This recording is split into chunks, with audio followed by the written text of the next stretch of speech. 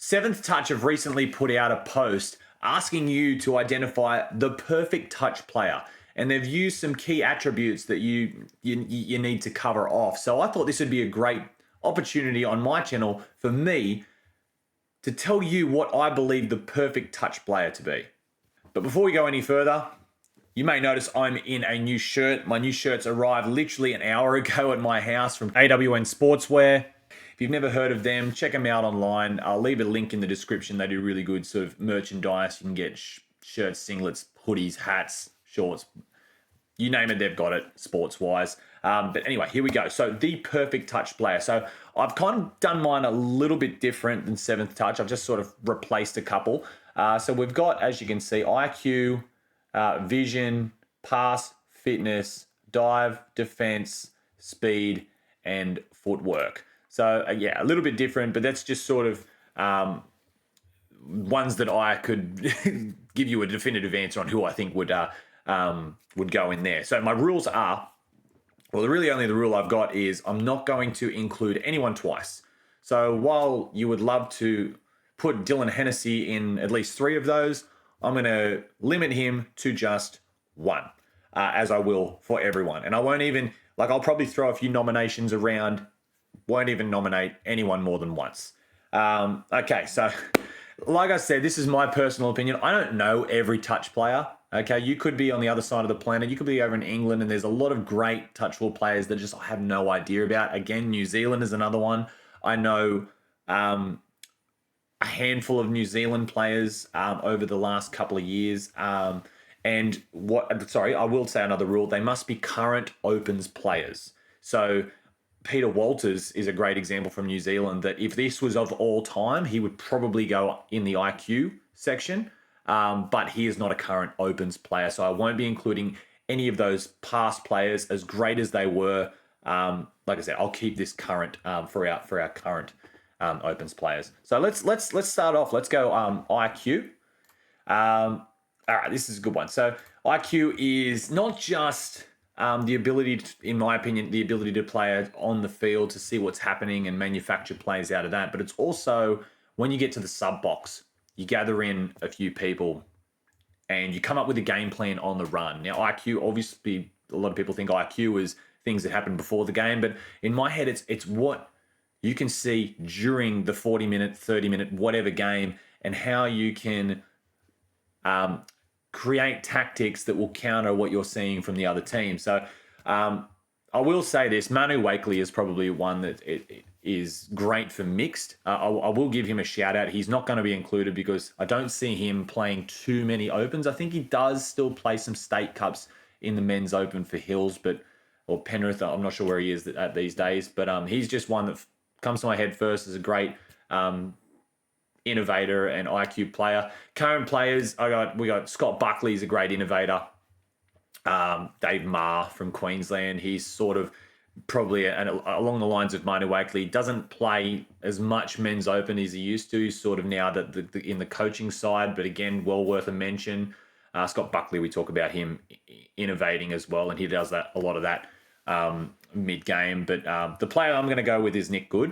Played alongside a lot with Scott Buckley. Nick Good is probably, he dethroned Hennessy one year on the ranking of the best players in Australia, and whilst Hennessy did all the things as far as physically, he's athleticism and stuff like that, Nick was just very smart. Nick, he was always one step ahead. I had him in a ranking. I think he made top 10 from my top 20 men's open players of the modern era. And it was solely on his IQ. Yes, he could pull off great dives, quickies, static play, but it was his brains was actually a big sort of driving point of that Penrith team. And I'm not taking anything away from Scott Buckley. It was definitely he had a lot to do with that as well. But Scott, I saw more of his actions on the field from his innovation away from the field, whereas Nick, I saw the development there from all within the game. So I'm going to put Nick Good there from New South Wales, Australia.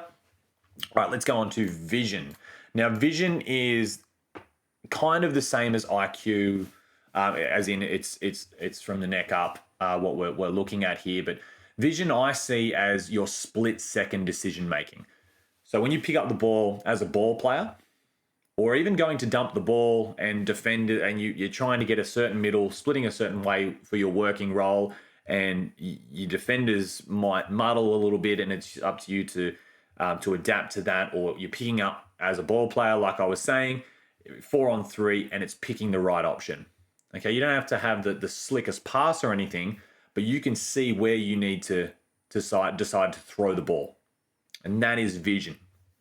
So people that I guess you can also include defensive vision as well, like channel defenders in links, being able to pick off those intercepts. So when we talk about that, Justin Costello comes to mind. His big frame sort of made that channel defense very noticeable because he was picking off intercepts because he could catch them at 8 foot.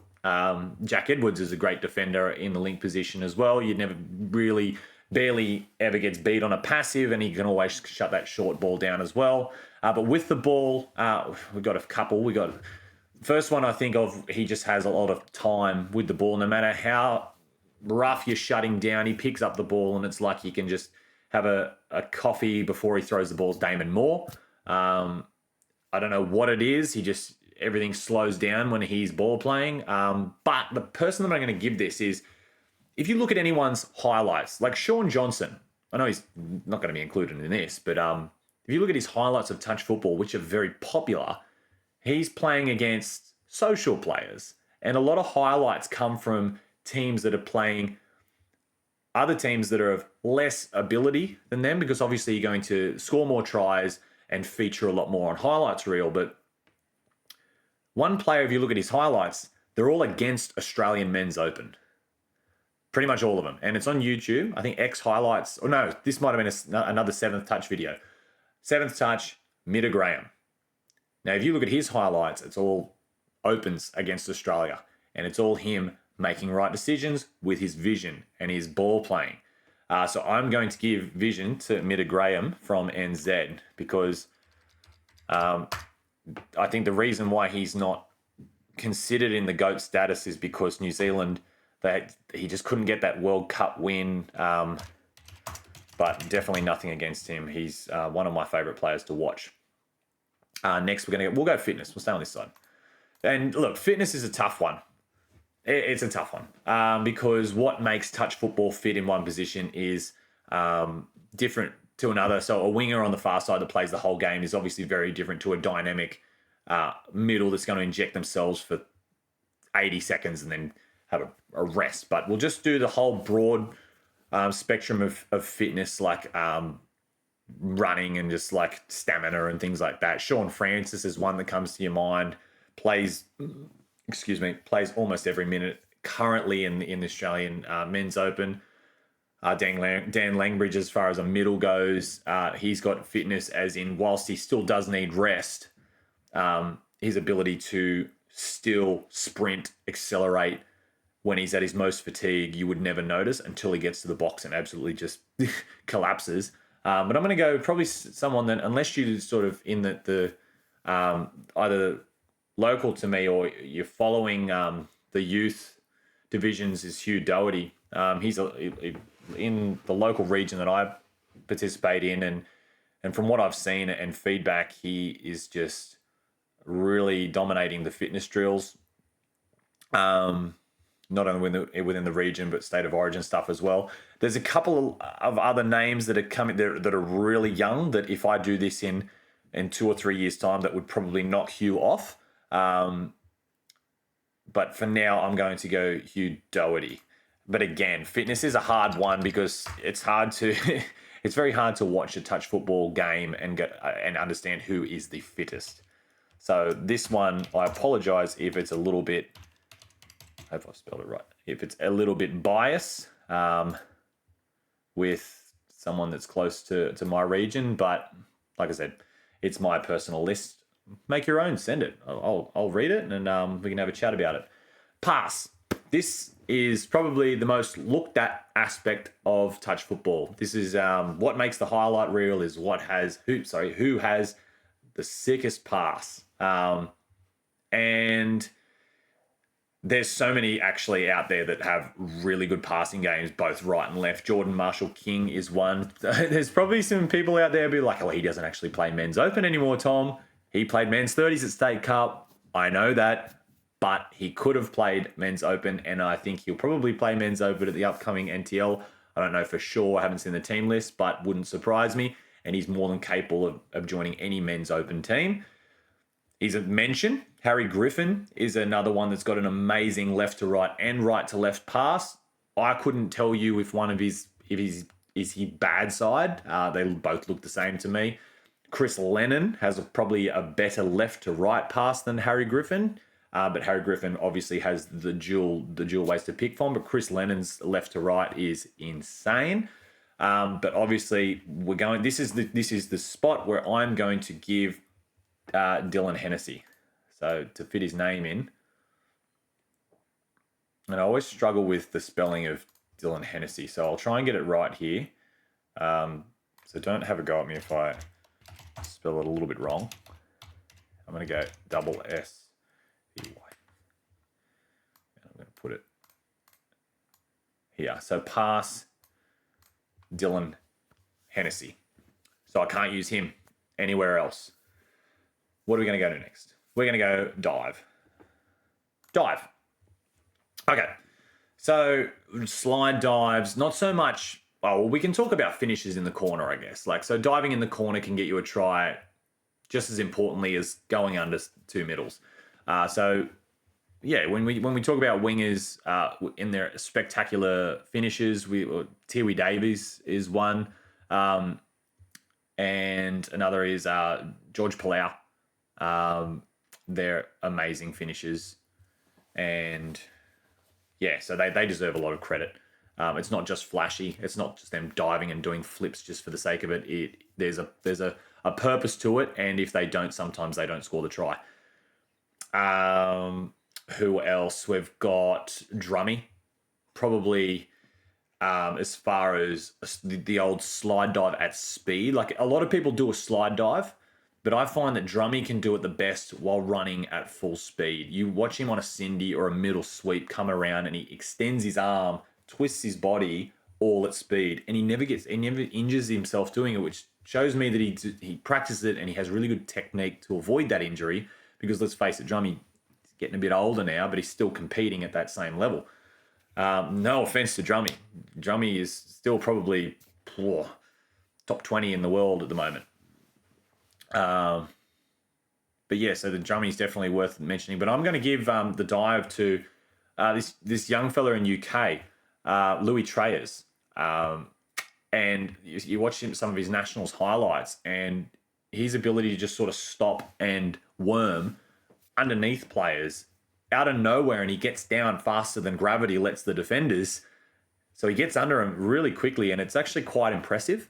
I haven't seen too much that makes him stand out apart from his dive. So I'm not saying he's a one-trick pony. I'm sure there's other aspects of his game that are very well, but that is just something that when I watched England or when I watched his national sides doing my game analysis, his dive just stood out so good. So yeah, I'm going to give that one to Louis Treyers.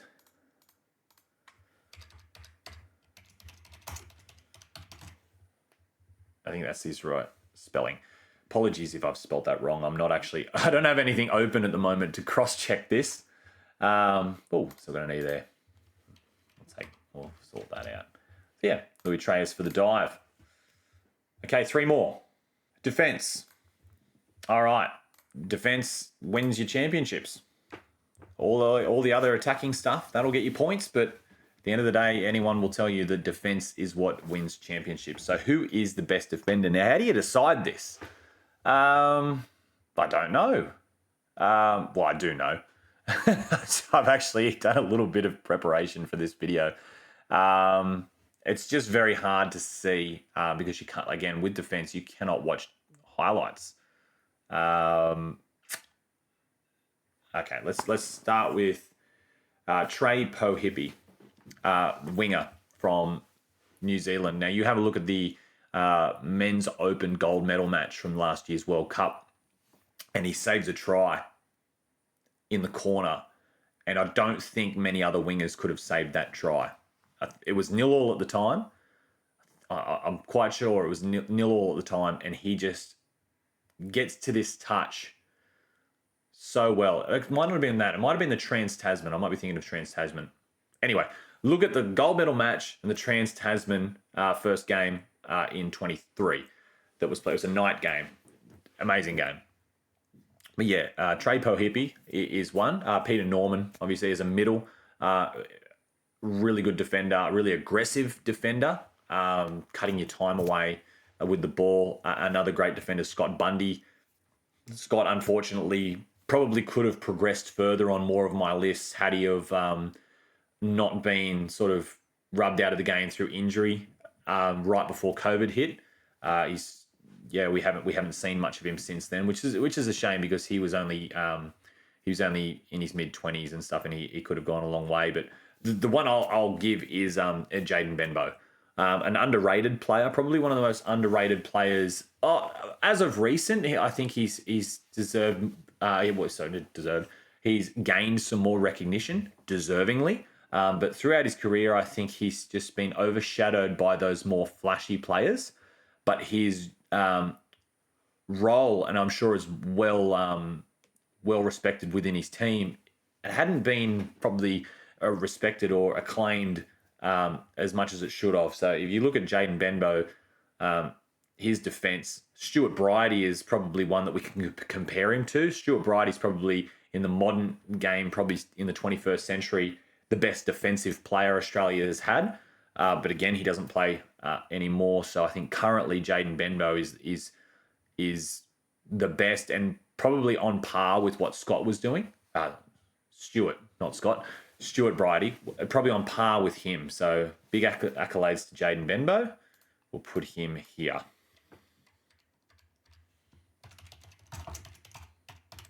Jaden Benbow. All right. We'll go speed next. Now, again, I haven't set everyone up in a race and race them. We can't definitively say who's faster because some people might be shown their speed with the ball when you run slow with the ball because you don't have your arm movements. So again, very tough to decide this. Jake Notley's fast. We all know that Jake Notley, and you look at his running style too. He's a very upright posture, like an old sort of Michael Johnson from the 90s. Very upright position, so it's good posture there. Who else? Kyra Adida. I wish he would probably play more touch than he does. He sort of goes back and forth between touch and tag. He is insanely fast, and the commentators normally point out how quick he is when he is playing. Dylan Thompson traditionally had in his prime. He still plays men's open, so he's eligible. His best takeoff speed of since 2010. I don't think I've ever seen anyone with better takeoff speed than Dylan Thompson. But the player I'm going to go with is Finn Barnett from New Zealand. He is another winger from New Zealand. And you look at the Trans-Tasman Game 1 Men's Open in 2023, and Jake Notley gets an intercept, and he's flying down the field, and Finn just mows him down with about 15 metres to spare. And it's one of the fastest chase downs you'll ever see because you look at the first 10 steps of Jake and no one's going to catch him. And then out of nowhere, he's not really even in the shot, Finn Barnett. He just gets him. And he continues to play the rest of the game. Probably could have pushed for him in the fitness category. But speed, Finn Barnett from New Zealand. I think it's one end. I think his actual name is Finlay. I'm not 100% sure, but we're going to put him there. That was in speed. And the last one, footwork. Footwork, probably as far as attacking the line goes, is what we're going to talk about. Defensive footwork isn't really a thing. So footwork on the line. There's plenty that we can talk about here. You can probably guess who I'm going to put here, especially by his form in the last 24 months, 2 years. I don't know why I said 24 months then, trying to sound smarter than I am. But like looking around, so just a notable mention here that doesn't play anymore, kind of like Scott Bundy, is Sam Brisby. He was brought into Australian men's open teams when they specifically needed someone to beat someone one-on-one.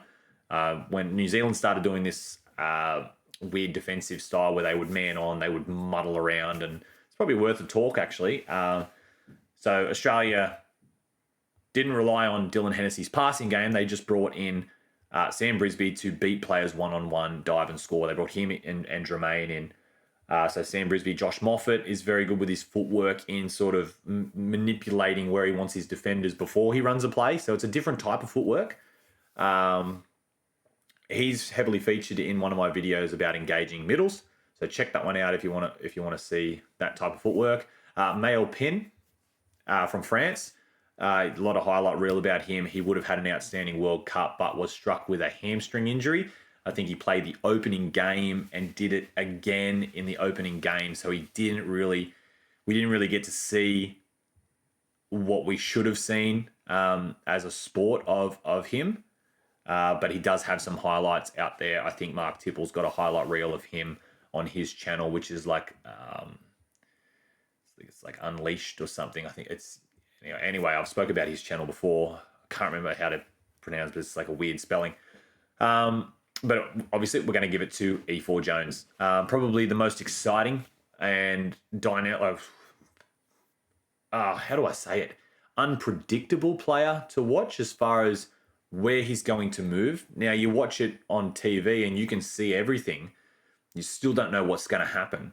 So if you're defending and you can only lock in on him and you actually aren't sure of your surroundings as much, that would be very hard. So...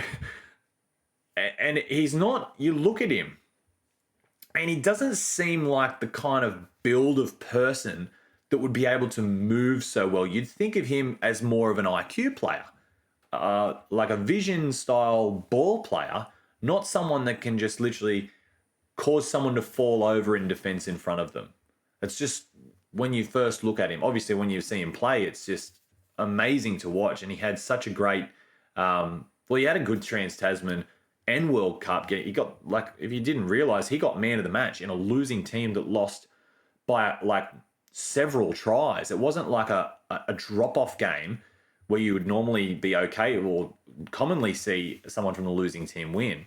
He won that and they were beaten, I think it was like 9-6 or something. And no matter who you ask, everyone would be totally fine with him getting that award. Even anyone from Australia would have said that he deserved that because he was just the best on ground. So I can't really describe how he does it. Check him out. E4 Jones. And again, he was on show with the Indigenous versus Maori All-Stars game that was this year. We do have a Trans-Tasman coming up that he will be heavily featured in. So I'm actually excited to see more of him. I'm excited to see more of a lot of these players play for the nations coming up. And look, I might do this list again in a couple of years and see if it's changed. But yeah, let me know your list. This is my list. Let me know your list. I'd love to see it. Do it however you want. You can use whatever attributes you like. Thank you very much, Tiv, on 7th Touch for the idea of this. It's actually been pretty fun. Been time consuming. Bright lights hitting me now because the sun up here is going down. So I'm getting all this artificial light in me. Thanks for watching, guys. We really appreciate you supporting the channel and we'll see you next time.